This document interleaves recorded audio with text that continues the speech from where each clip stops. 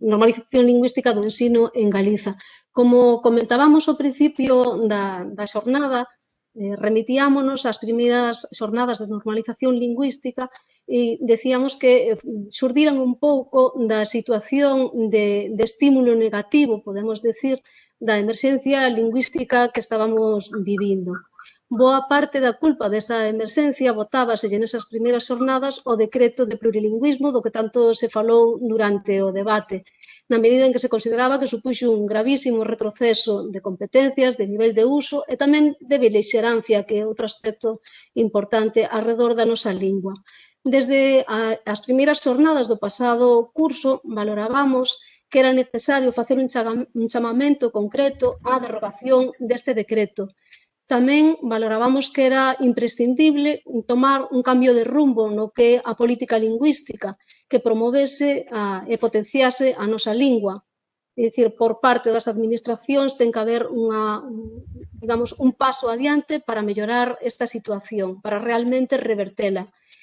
Tamén tiñamos en conta nesas xornadas, nesas conclusións, que un papel fundamental desempeñaba o profesorado, na medida en que estaba presente no que é o ámbito que se está desgaleguizando, que é o ensino, e desde a súa postura de compromiso e de actitude positiva cara á lingua pode desempeñar tamén un papel fundamental na reversión desta situación. E tamén concluíamos, e a isto queremos chegar, que desde as entidades organizadoras trataríamos de botar a andar un modelo de normalización lingüística. De aí naceron as bases que hoxe presentamos. Ese modelo tiña como principais cometidos pois que se implantase a lingua galega en todas as materias, en todos os niveis, tamén naquelas en que está prohibida a súa impartición, aínda que a compañeira representante do grupo parlamentario do PP non parecía coñecelo, non según se manifestou no debate. Ben, tamén procuraríamos, dicíamos naquel momento, acadar o maior consenso social e o maior número de respaldos posibles para estas bases, como así foi e tamén se comentou durante a xornada da mañá, durante o debate.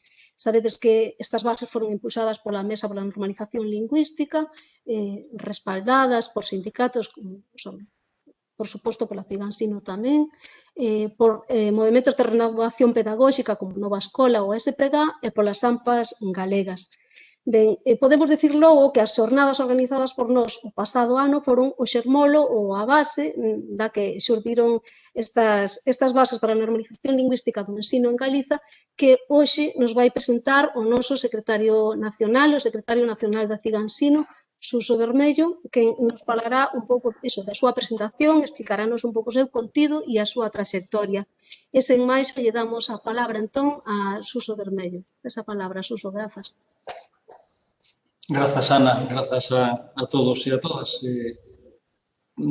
por participar, todos e todos vos, nestas xornadas. Eu non sei o que opinaredes, permitideme este introito sobre o debate anterior, non é o momento agora, pero a mí pareceme claramente enriquecedor que un cento de persoas, lamentablemente poderíamos ser non un cento, sino miles delas, podemos escoitar de primeira man cal é a opinión das nosas representantes políticas ao respecto da situación da lingua no ensino. Non porque non pudésemos xa coñecela, máis ou menos, sino porque eu creo que o debate da lingua é un debate absolutamente necesario a día de hoxe e que si creo ou si queremos e as entidades que promovemos estas bases, e en concreto a Figansino, entendía naquel momento, cando botamos a andar estas primeiras xornadas de normalización lingüística, que pasado mañán precisamente se cumpre o seu primeiro aniversario, que ese debate era necesario relanzalo na sociedade, non?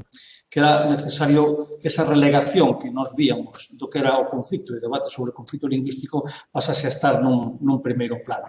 Vencendo, por utilizar o vocabulario habitual no día de hoxe, un certo confinamento dese debate en aqueles espazos máis avanzados, sexan no ámbito sindical, sexan no ámbito da renovación pedagóxica ou sexan en ámbitos incluso políticos, pero non en todos, evidentemente, queríamos desconfinar e, polo tanto, pasar a unha fase onde, sen desmerecer e sen obviar que ten que manterse unha resposta contra a situación actual, tamén tiña que existir unha parte propositiva moi importante, non? Bueno, como dicía Ana, evidentemente, aquel sermolo, aqueles alicerces eran ben claros. Un dos puntos que acordamos e que lanzamos socialmente como conclusións das xornadas de agora un ano era precisamente, pois, como dicía ben Ana, pois ese compromiso firme e abrir un amplio espazo posible para un novo modelo que nos levase a unha verdadeira normalización lingüística plena da nosa lingua. Ben, a situación que dá lugar ao momento no que vivimos actualmente creo que quedou bastante ben explicada na intervención das parlamentarias no debate previo. En todo caso, quero facer mención a un elemento que me parece sustancialmente moi importante ao respecto do decreto 79/2010, non? Que dá lugar a esta reflexión que todas e todos fixemos durante esta última década, e é o seguinte: en aquel momento, o que di o decreto na súa fase expositiva é algo moi claro, non? Di que considera unha eiva do decreto anterior, do decreto do ano 95, que non se establecera, perdón, do decreto do 124/2007, que non se establecese un número ou porcentaxe mínimo de materias en castelán. Por lo tanto, a concepción da que se parte naquela altura é que hai dúas linguas que están totalmente en pé de igualdade e, por lo tanto, teñen que ser tratadas por igual. E, por lo tanto, tense que marcar tense que fixar un marco en donde tamén exista unha protección para o castelán. E como algunha das persoas que previamente fixo preguntas ás tres parlamentarias identificaba como unha anomalía, como se pode tratar igual o que é desigual, pois é obvio que ese decreto de plurilingüismo o que fixo foi reforzar esa idea base, esa idea forza que a partir do ano 2009 lanza o Partido Popular de que hai unha imposición do galego e hai unha situación de perigo do castelán e, polo tanto, hai que defender o castelán. Non? Aquela altura, a altura do 2009, foi, evidentemente, no campo da lingua, pois unha convulsión, non? Pero, cando analizamos a situación sociolingüística e a situación actual da normalización lingüística do ensino, eu creo que temos que ter unha ollada de máis longa trayectoria. Non? É certo que moi boa parte dos males que a día de hoxe padecemos proveñen da situación derivada do decreto de plurilingüismo, pero o que levamos vivido neste país son 4 décadas de autonomía. Esas 4 décadas de autonomía foron, na inmensa maior parte, todas gobernadas por un único partido político. Non? E podemos falar que tamén con unha mesma dirección prácticamente única na política lingüística. Non? Hai unha paréntese que tamén se evidenciou nas intervencións anteriores. Esa paréntese, basicamente, se concretaría co que foi o goberno bipartito, pero hai que ter tamén en perspectiva que non foi exclusivamente así, sino que, con anterioridade, no ano 2004, e ainda estando Fraga Iribarne ao frente, é cando se aproba ese Plan Xeral de Innovación Lingüística. Supoño que a moitas e a moitos, a min o primeiro, a sensación que nos queda a día de hoxe é que os que defendemos como un valor mínimo indispensable a día de hoxe a legalidade vixente, sexa aquela lei de normación lingüística da que se van cumprir este ano 38 anos, aquel plan xeral do 2004, somos precisamente os que creíamos que toda aquela legislación previa era claramente insuficiente. Non? E digamos que as organizacións que durante todos estes anos, estas décadas, pilotaron, exceptuando aquela paréntese que facía referencia a toda a política lingüística deste país, pois son as que a día de hoxe argumentan que non hai ningún tipo de problema, cando creo que todos os datos obxectivos nos levan ao que definimos hai xa un par de anos como unha clara emerxencia lingüística. Non? Bueno, hai as evidencias, máis alá das discrepancias que pudemos observar no debate anterior sobre cifras do ICE, etc. Bueno, con independencia diso, eu creo que as evidencias son clarísimas. Non? Calquera que viva nun ámbito urbano ou vilego, porque a día de hoxe a presenza maioritaria, moi maioritaria, nas crianzas e na mocidade, en prácticamente todos os ámbitos de vilas de medio tamaño é tremenda, a favor do castelán. Calquera que coñezamos esa realidade, sabemos que a día de hoxe non se cumpre a lei. Sabemos que a día de hoxe, cando o alumnado remata a súa escolarización, non ten competencia plena en lingua galega. Sabemos que a día de hoxe, O propio alumnado que sae das facultades de Ciencia da Educación, por falar estrictamente do ámbito educativo, ten moi serios problemas para desenvolverse correctamente na nosa lingua e eses son os futuros docentes. E aí hai tamén unha eiva de formación que evidentemente é produto de todos estes anos, non? De todos estes anos de política lingüística. Ben, polo tanto, hai unha serie de datos que eu recoñezo que hai xente que nega estes datos, e acabamos de ver, non? Pode ser deputado do Partido Popular, secretario de Política Lingüística, que hai un ano tamén negaba esta realidade, e prácticamente recordo que, tanto no caso do que nos dixo Valentín García hai un ano, como o caso que nos acaba de comentar Sandra Vázquez, agora é curioso que son dúas persoas que proveñen dun ámbito rural, vilego, e ambas as dúas persoas falan dunha realidade, a súa próxima, e pretenden facer unha categorización sobre a situación da lingua no noso país, supostamente, digo supostamente, da realidade que les coñecen. Bueno, eu, como moita xente, provemos dun ámbito urbano e nese ámbito urbano, desde logo, a realidade que vemos e coñecemos é radicalmente distinta. E despois, bueno, pois polo papel que desempeñamos, como sindicalistas, como persoas que participamos en momentos de acción pedagóxica, temos tamén unha visión máis global que máis alá do que faga a demoscopia e os estudos sociolingüísticos é a propia realidade que palpamos e vemos nos centros educativos, non? E que tamén moi ben se evidenciou nas xornadas de agora un ano, non? Onde a presenza do idioma está clarísimamente relegada, con esas cifras tan alarmantes, de que solamente entre un 5 e un 7% das aulas de infantil se imparten con presenza da lingua galega no ámbito urbano, ou o feito, por exemplo, de que esa cuarta parte de alumnado que remata eso ten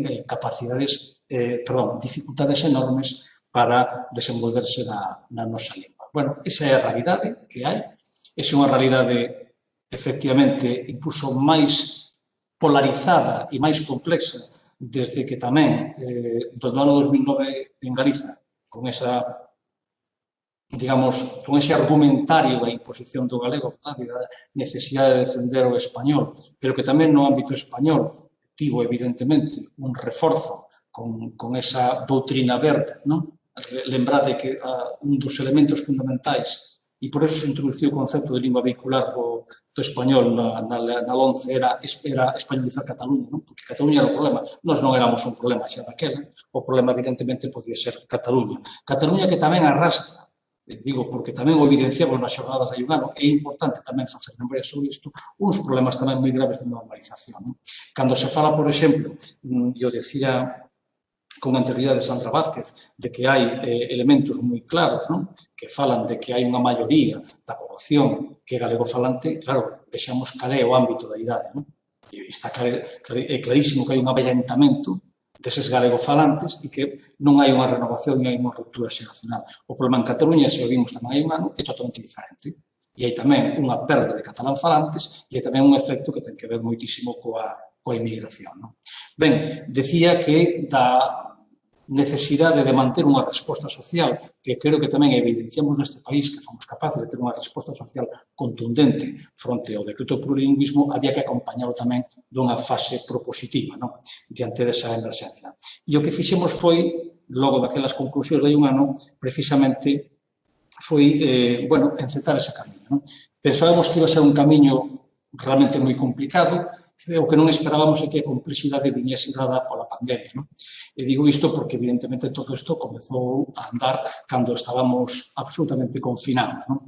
Foi no mes de maio cando, por parte da mesa, se nos brindou un texto inicial para que as diferentes organizacións sindicais, de formación pedagóxica e do mundo asociativo vinculado á docencia, á educación, pudésemos buscar eses camiños. Eu simplemente vou dar un par de informacións que eu creo que son importantes para que vexades como se fixo todo isto e despois un resumo brevísimo sobre o que implicaría esa proposta de bases e despois encantaríame poder debater sobre ela o que consideredes.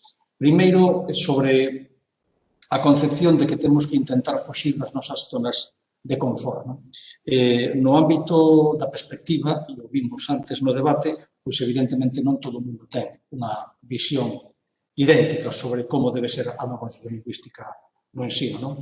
Algúns teremos unha, outros terán outra, e o que queríamos era que era necesario buscar uns puntos mínimos de consenso, uns puntos mínimos nos que nos sentísemos, seguramente con renuncias por parte de todas e todos, pero que nos sentísemos, bueno, pois, mínimamente implicados nesa proposta que teríamos que facer. Non?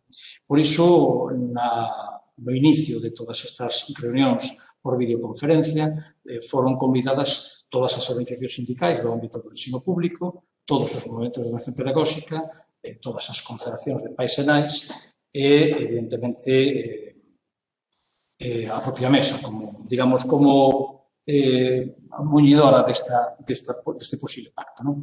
Bueno, inicialmente houve unha organización sindical que declinou participar nos debates, que foi Comisións Obreiras, todas as demais aceptaron de bo grado, e eu debo aquí lembrar que, aínda que hai dúas organizacións que non asinaron finalmente estas bases, si foron, debo recoñecelo, moi participativas nos debates, foron AMPE e UGT, e debo ademais recoñecer o papel que xogou o UGT nestes debates, porque parte das propostas que a súa anterior secretaria do sector da educación fixo están incorporadas a día de hoxe no texto, que finalmente non se uniran, non me corresponde a min valoralo, non?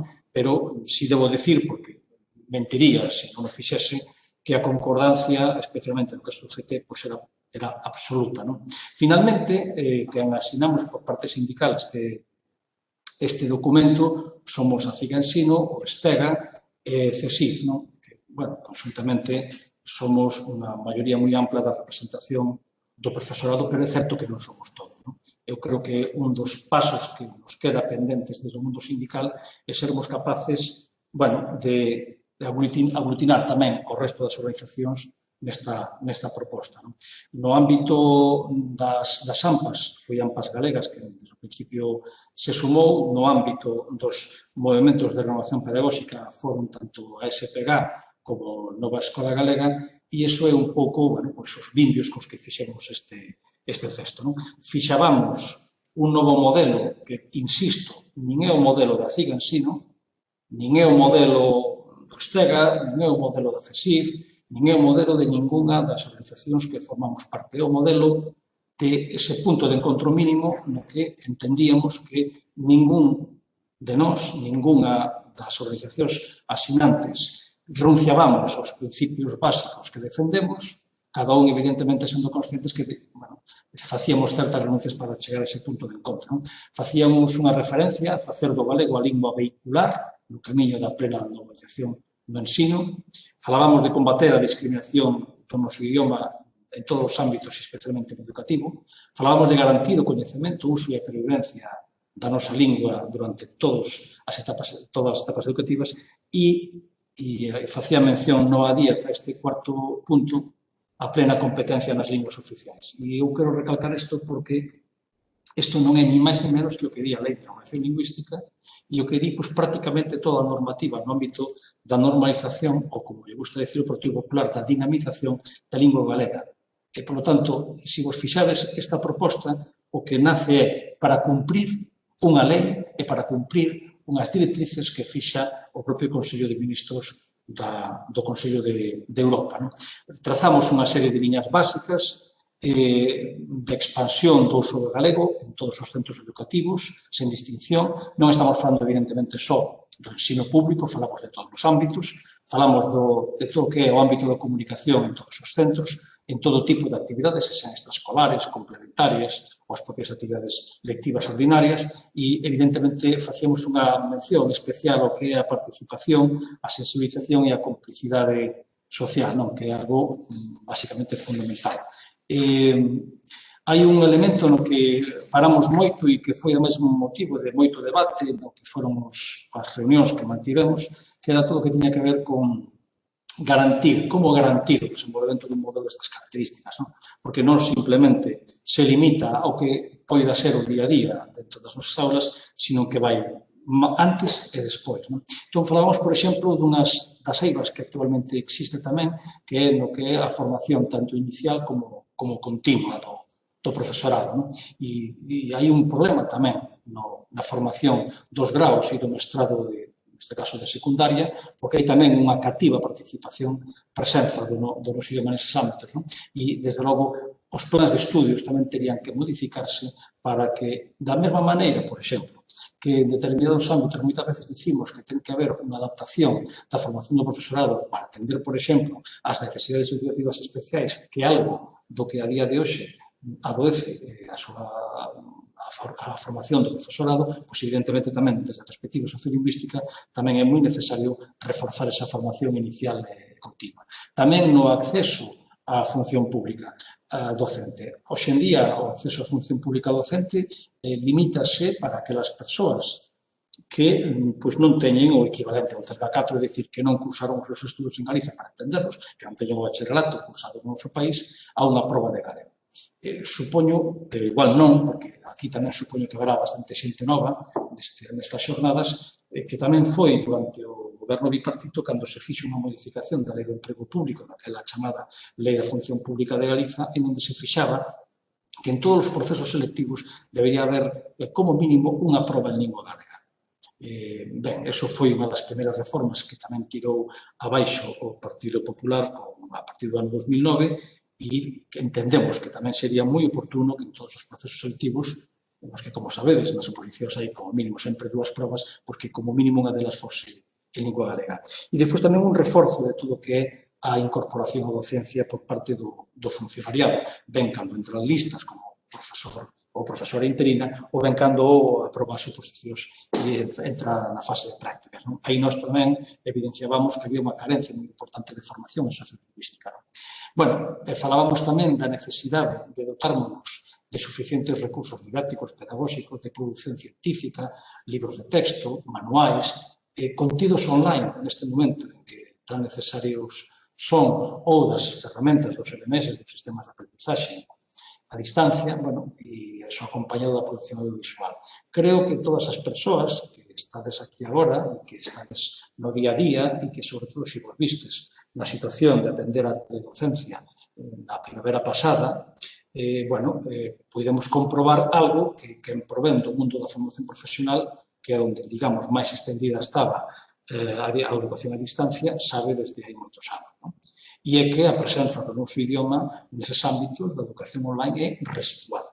Pero tamén é residual, por exemplo, e cito a formación profesional, nos contidos dos libros de texto, etc. Entón, evidentemente, non abonda con que dispoñamos dunha normativa que hai que impartir determinadas áreas en lingua galega, que a lingua galega debe ser vehicular en determinadas materias, senón que, ademais, tamén eso todo hai que respaldalo con, evidentemente, un soporte, ben sexa de material, de producción propia ou ben sexa dos necesarios acordos aos que se poida chegar con editoriais, con entidades e organizacións e empresas de todo tipo para poder dotármonos de toda esa aparataxe, de todos esos materiais e recursos que precisamos para facer o noso traballo sen os problemas que a día de hoxe temos, que temos unha capacidade enorme, facilísima para atopar recursos en castelán e en inglés para calquer ámbito de coñecemento, pero temos moitísimos problemas para atopalos na nosa lingua. Ben, pois con toda esa estructura e con todo ese estudio previo, o que facíamos era un deseño dun plan, dunha aplicación dun modelo lingüístico que recoñecía que hai dous tempos, que hai unha necesidade de facer unha proposta que parta da realidade. Esa realidade é, pois, evidentemente, que hai os espazos xeográficos, cidades, vilas, onde a presenza do galego é minoritaria e outros onde, afortunadamente, a presenza do noso idioma sigue sendo mayoritaria. Tendo en conta iso, falamos dun modelo A e dun modelo B. O modelo A sería o modelo xeral que defendemos, é un modelo en donde a presenza do noso idioma iría, e ademais isto tamén foi un dos temas principais de debate, non? Evidentemente partíamos de posicións diferentes sobre cal debería ser ese límite da presenza do noso idioma. Bueno, entón, pareceunos que ese límite, primeiro, non o deberíamos fixar nun acordo destas características, en donde, como ben vos indico, partíamos de posicións diferentes, senón que deberíamos deixalo o que é o límite do marco legal. E digo isto porque, claro, no momento en que estábamos debatindo estes temas, xa coñecíamos coñecido de todas e todos, a sentenza do Tribunal Constitucional ao respecto da normalización ou da inmersión lingüística en Cataluña. De feito, desa sentenza se deriva a recente sentenza do Tribunal Superior de Xustiza de Cataluña ao respecto de fixar un mínimo dun 25% de presenza do castelán. Bueno, con independencia do que a cada un de nós nos pode parecer, evidentemente estou moi en desacordo con esa sentenza, pero iso non, como digo, este modelo non é un modelo que nin responda a posicións a priorísticas dunha organización sindical, por moi mayoritaria que poida ser, sino que buscaba era un consenso. Por tanto, a todos os que asinamos e algún dos que non asinaron, parecíanos moi correcto fixar ese tope no que é o marco legal, porque a día de hoxe a esa sentenza constitucional, digamos que xa fixaría de por sí, por moito que a nós nos gustase outro modelo, unha presenza mínima do castelán do 25%, pero evidentemente o constitucional tamén dentro de X anos pode dictar unha sentenza diferente en función de como se desenvolvan as leis orgánicas do Estado ou se algunha vez podemos ter de verdade unha lei educativa galega. E despois estaría o que é o modelo B. O modelo B é un modelo de transición e pretendíamos que fose un modelo de transición moi rápido porque evidentemente é obvio que a situación do noso idioma non ten absolutamente nada que ver, antes falábase tamén no debate coa situación do euskera. Aquí hai evidentemente un contacto moi claro entre as dúas linguas e a día de hoxe non habería ningún tipo de problema para que en un breve, moi breve espazo de tempo, que podría ser 2 anos tranquilamente, se pudera pasar a un modelo A por parte de todas as etapas educativas. Mas é certo, e eu insisto, que isto é unha proposta de bases. Por tanto, isto non é unha biblia, isto evidentemente é unha posición que lle foi presentada ás organizacións políticas antes das eleccións sindicais, non, das eleccións autonómicas e que evidentemente pretenderemos no futuro insistir e que sirva isto como un punto de partida para poder chegar a un consenso que moitas veces xa nos echa a boca del, pero na práctica non aparece. Ben, nesa fase transitoria, nese modelo B, facemos unha diferenza entre educación infantil en donde non fixábamos ese espazo temporal, en donde falábamos de que nos ámbitos en donde a presenza do noso idioma fose mayoritaria, evidentemente aí xa se aplicaría o modelo A, e onde fose moi minoritaria, que estamos pensando evidentemente no ámbito das grandes cidades, pois é obvio que se implantaría ese modelo B en un incremento progresivo sen fixar un período máximo para o modelo A. Mais o tempo, e isto ahora fago referencia á intervención de Mercedes Queixas, cando falaba daquelas aulas de galego, e eu coñecí o caso aquí na Coruña, varios centros que efectivamente tiveron liñas en galego, e foi un éxito de participación e de complexidade, de complicidade por parte das familias. Por tanto, marcábamos que tamén neses ámbitos moi de presenza moi minoritaria do galego, tamén se debería dar o modelo A se había, evidentemente, un alumnado que así o desexase en cada centro. No caso da educación primaria, o que falábamos era dun incremento progresivo, unha transición progresiva e rápida do modelo B ao modelo A, empezando no primeiro ciclo de primaria con un 50% e camiñando ao 75%, e si fixábamos esa porcentaxe do 75%, no segundo ciclo tamén falábamos dun período transitorio ao 75%, e no terceiro ciclo entendíamos que xa se podía fixar inicialmente o marco legal máximo, igual que se podía facer no resto das etapas educativas, na ESO, no bacharelato e na formación profesional.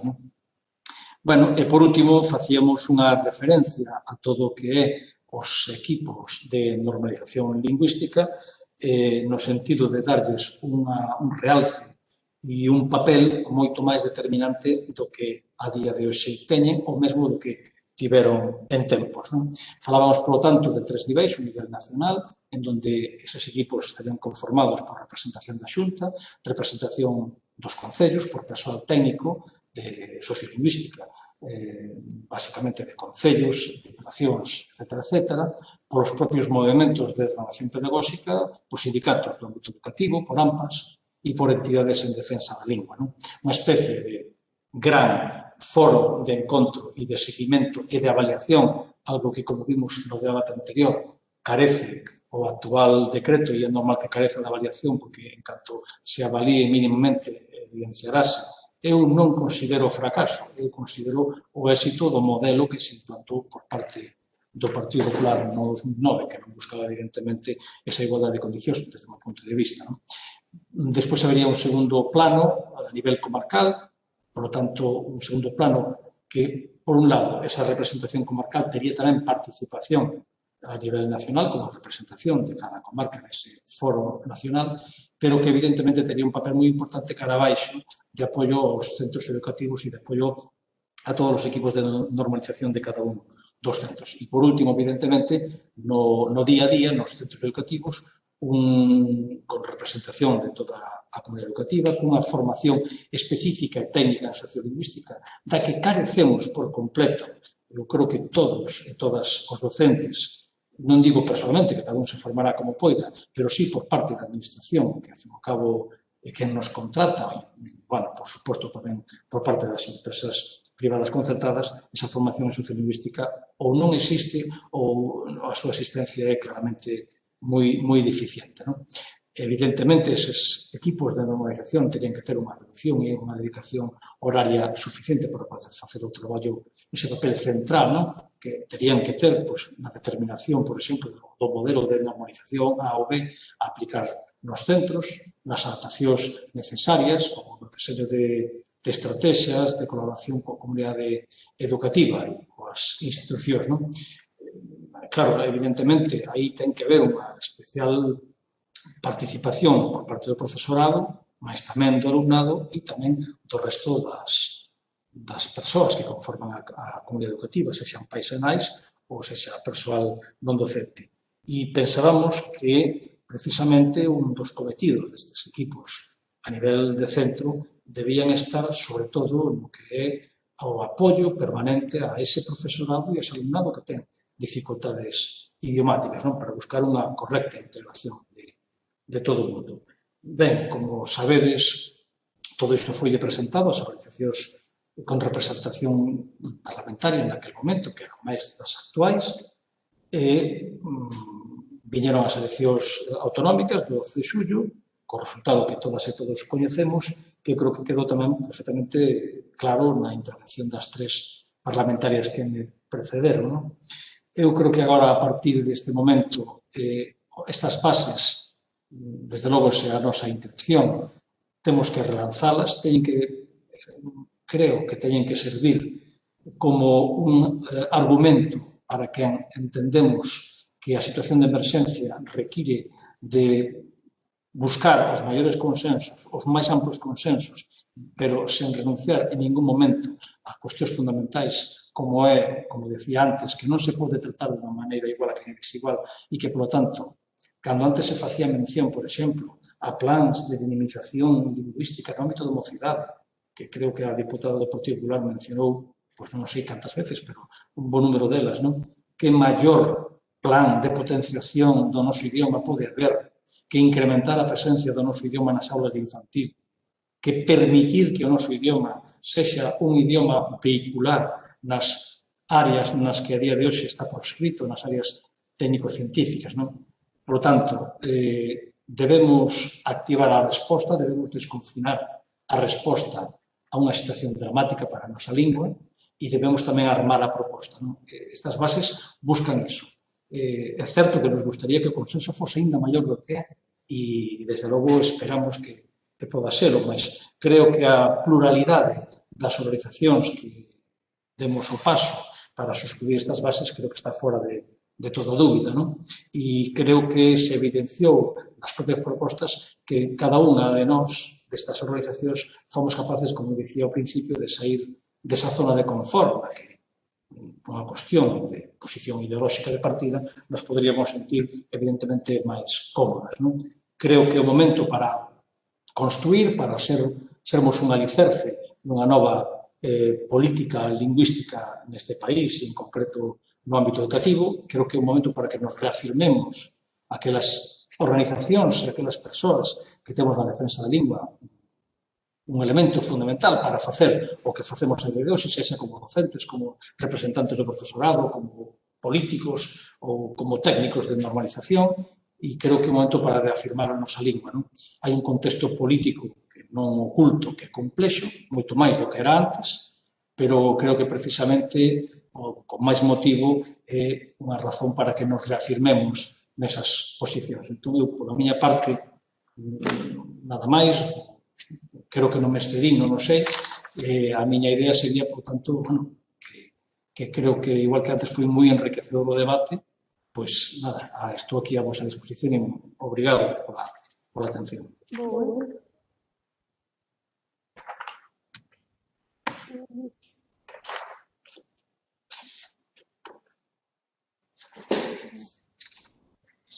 Hola de novo, grazas, Suso, pola túa intervención e como ben decías, se alguén quere facer algún tipo de consulta ou de pregunta pode utilizar o chat que tedes ao lado dereito da pantalla de Webex.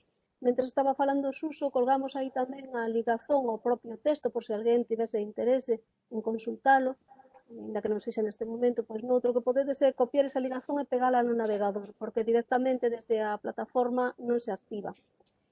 E de momento temos varias consultas que nos chegaron por este chat, traslado xa primeira, Suso.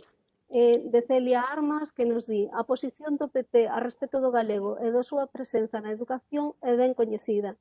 Ademais, actualmente, a radicalidade enfermiza en contra da nosa lingua, en particular por parte da extrema dereita, é máis manifesta que nunca.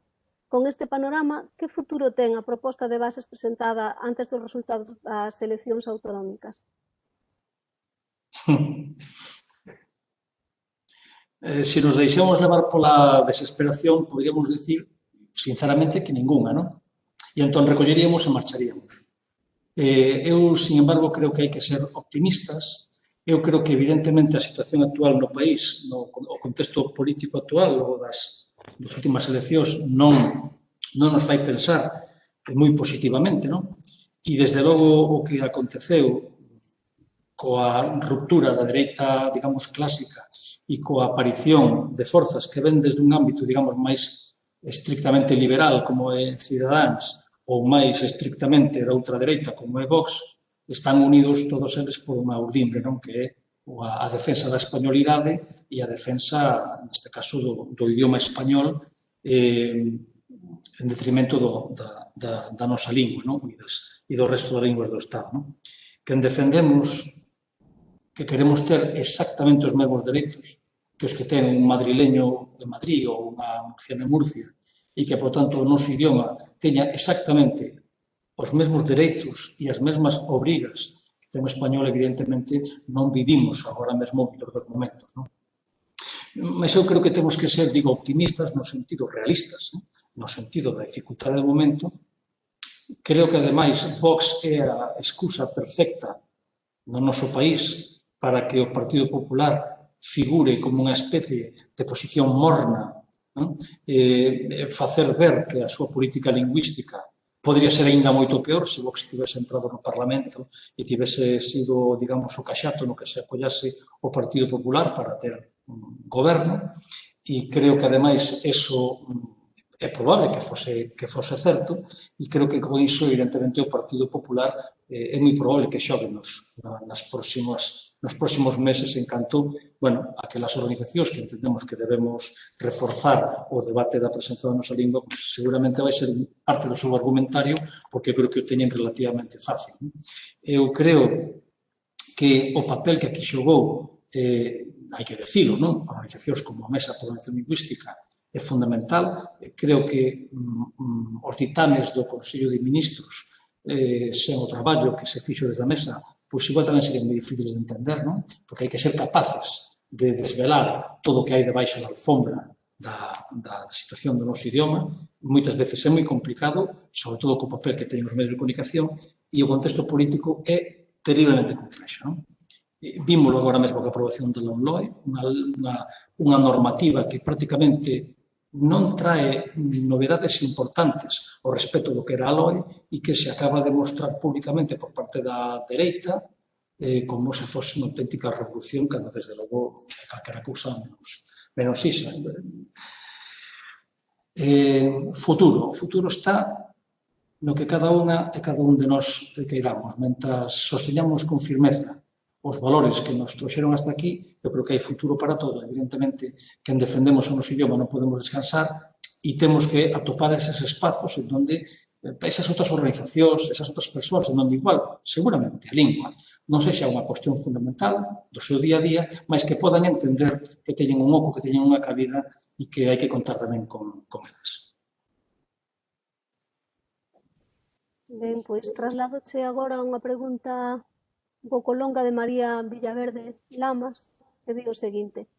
Sabemos que a escola pública é na actualidade un axente españolizador para crianzas galegofalantes no ámbito bilego e citadino da Galiza.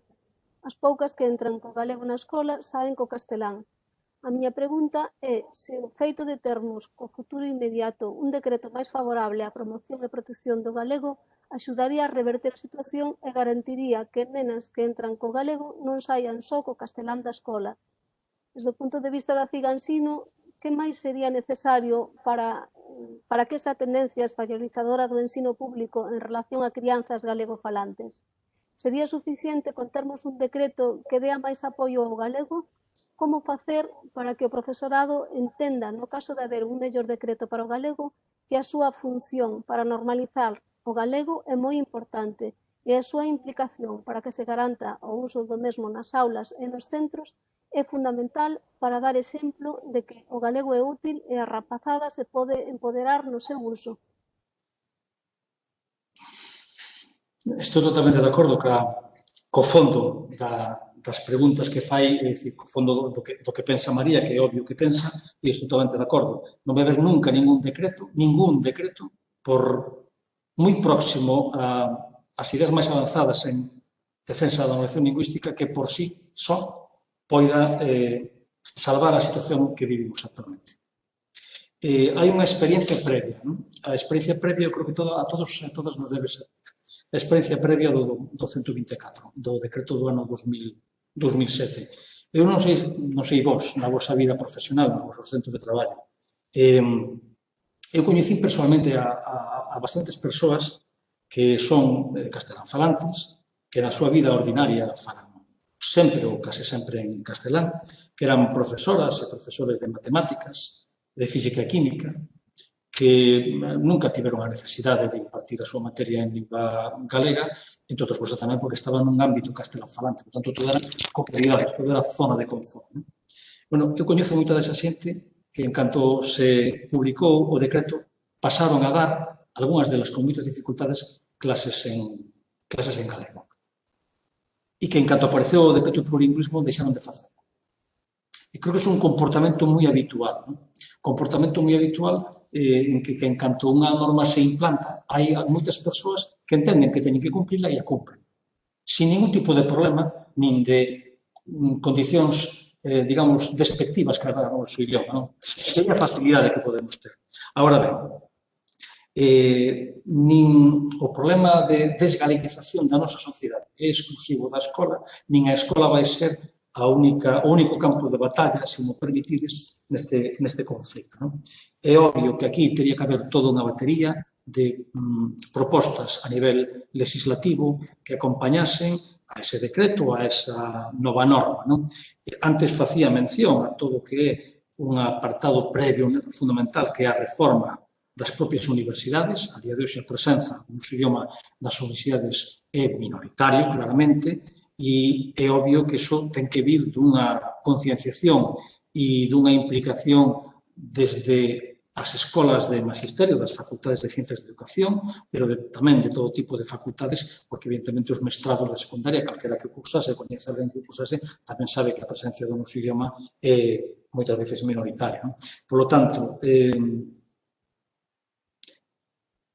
supoño que non estou dando resposta, María, ao que ti me estás preguntando, porque tampouco teño todas as respostas. Non?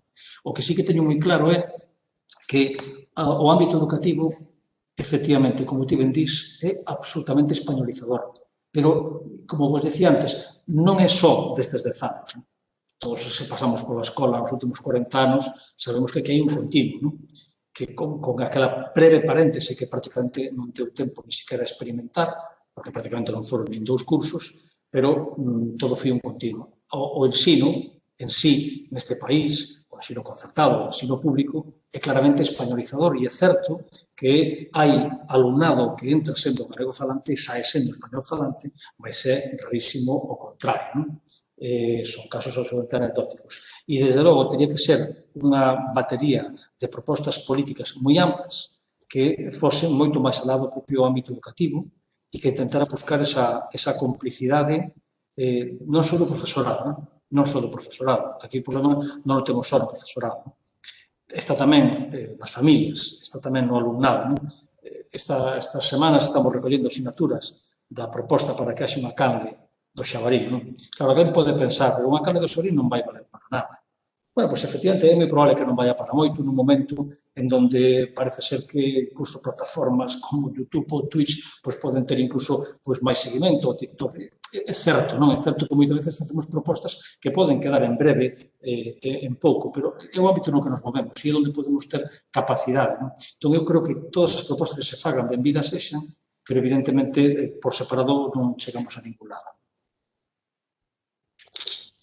Ben, Suso, trasladoche agora as preguntas de Sofía Rama, que nos di se temos previsto como se vai levar isto aos centros de ensino sen derrogar previamente o decreto de plurilingüismo. Como se vai analizar tamén a realidade para establecer un modelo ou outro, modelo A ou modelo B, se vai botar man nos proxectos lingüísticos de centro ou do que estes deberían ser e non son a día de hoxe. Vale. Sobre estas cousas, Sofía, dous apuntes. A ver, isto non o imos levar aos centros do ensino porque isto non forma parte, digamos, dunha campaña de aplicación directa nos centros educativos. Porque se así fose, desde o meu punto de vista, cometeríamos un erro, non? E cometeríamos o erro, bueno, pois, de que, aínda que determinadas organizacións sindicais en determinados momentos de renovación pedagóxica e amplas podamos estar de acordo nun modelo, o certo é que hai unha legalidade a día de hoxe. Entón, eu creo que o noso papel, aquí hai dous ámbitos que hai que diferenciar totalmente. É dicir, a capacidade de dar resposta e, por tanto, de loitar contra unha discriminación na que vive a día de hoxe o noso idioma e a capacidade de ser propositivo. Abandonar a primeira sería un erro garrafal. Eu creo que temos que ser, evidentemente, moi reactivos no sentido de dar resposta a todas as agresións que sofre o noso idioma, pero temos que ser tamén moi proactivos no sentido de facer propostas. Eu entender, estas non son unhas propostas para aplicar xa directamente nos centros educativos. Isto é unha proposta para debater socialmente e, sobre todo, unha proposta a que lle corresponde, a partir deste momento, sobre todo, un campo de xogo no ámbito político. E non só no ámbito institucional, e non só, quero dicir, que se somos capaces de que haxa unha cantidade importante de profesorado, máis sindicatos, máis asociacións que respalden estas bases, ou, digo estas bases porque tampouco, como vos dicen, non é unha Biblia, isto non é un texto pechado, ainda que é pechado para as organizacións que asinamos, pero evidentemente nace con vontade de ampliar consensos. Entón, desde ese punto de vista, non hai unha aplicación práctica.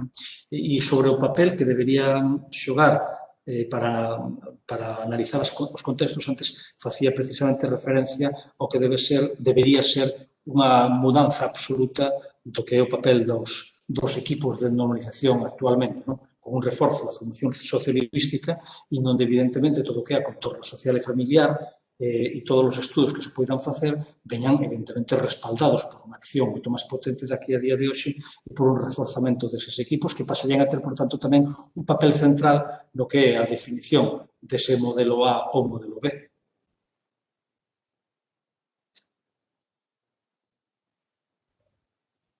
Ben, grazas, Suso. Trasladoche outra intervención, neste caso de Xosé Manuel Vidal, que nos di que, antes de nada, moitos parabéns por esta imprescindible proposta de bases.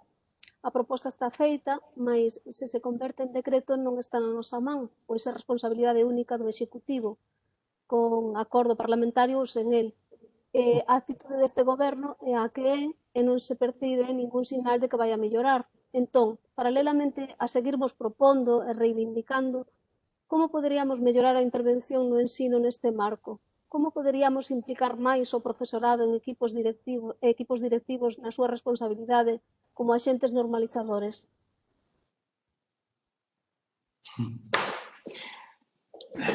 Hola, Nel, moi boas. Bueno, eu creo que hai varias cuestións, é difícil, hai varias cuestións. Primeiro que concordo plenamente co que ti dís ao respecto do contexto político, xa o comentaba antes, non? Eu quixera facer fincapé nunha cuestión. Como comentamos antes, isto foi feito xusto antes dunhas eleccións autonómicas. E non foi feito porque houvese eleccións autonómicas, foi feito, como vos decía, por ese, digamos, ese compromiso adquirido hai un ano, non? Mas é certo que o momento era un momento tamén oportuno, non? Primeiro, pola incerteza dos resultados electorais, no sentido de que, bueno, todo parecía indicar que había unha continuidade do Partido Popular, mas tamén se albiscaban outras alternativas, non? E desde esa perspectiva interesábanos moito poñer no centro do debate algo que comentaba antes ao principio, non sei se opinaré desos que me estades sobre mesmo, pero tanto no ámbito político como en casi todos os ámbitos, o debate da lingua estaba relegado. É como se todo o resto dos temas secundarizaran o problema e o conflito lingüístico. É certo que a gravedade da crise económica a partir de 2008 pasou como unha especie de bulldozer por enriba de todas e todos nós. A situación actual da pandemia non vos quero de contar. A crise social e económica que estamos vivindo, pero sobre todo a que imos vivir nos próximos anos, vai situar novamente como punto fundamental de debate a cuestión social, a cuestión económica, e caeremos de novo no risco de que unha cuestión tan importante para o futuro do noso lingua, do noso país, como é o noso idioma, tamén poda quedar relegado. E é obvio que con as posicións como as que mantén actualmente o Partido Popular, pois digamos que temos todas as cartas para que eso sexa así, non? Mais, todas e todos nós somos agentes normalizadores. Somos agentes normalizadores, primeiro, os que fomos educados en castelán, que demos o paso a ser galegofalantes. Somos agentes normalizadores os que lles falamos desde o primeiro día aos nosos fillos en galego, non?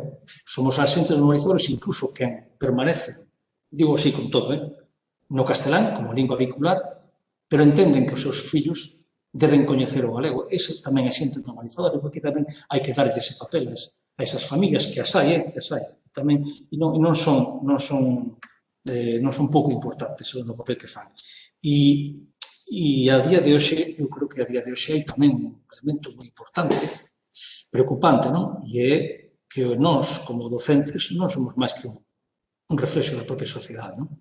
E, por tanto, se se produce unha perda de galegofalantes e unha españolización da sociedade, eso ten tamén un reflexo nos nosos claustros, non? Non, eu creo que aí hai un traballo fundamental que hai que facer, que creo que é un traballo que, e creo que no caso de Nel é un bo exemplo del, non? De que hai que facelo desde a empatía, desde o consenso, desde buscar acordos amplios nos claustros e intentar algo que antes comentaba ao inicio destas xornadas Ana, cando explicaba tamén a existencia destas xornadas, non? E que nos debates internos que tivemos no seu día tamén no sindicato e coa SPG para poñer en marcha isto, falábamos a normalización lingüística, e supoño que seguramente algúns dos que estades aquí, se xades profes de galego, non son, non pode ser cousa vosa. A normalización lingüística nos centros educativos temos que sermos capaces de afastala de que sexa un tema exclusivo. Isto é do de galego. Entón, é un elemento fundamental, un momento casi de mudar tamén a nosa forma de pensar, no sentido de que se non somos capaces, nós mesmas, de convencer aos nosos compañeros nos centros educativos da importancia que ten o noso idioma e da importancia de que traballemos no noso idioma, evidentemente, se nós, no noso papel activo como agentes normalizadores, non o cumprimos, evidentemente, e en resposta, enlazando co que dicía antes María, os decretos de pouco valerán.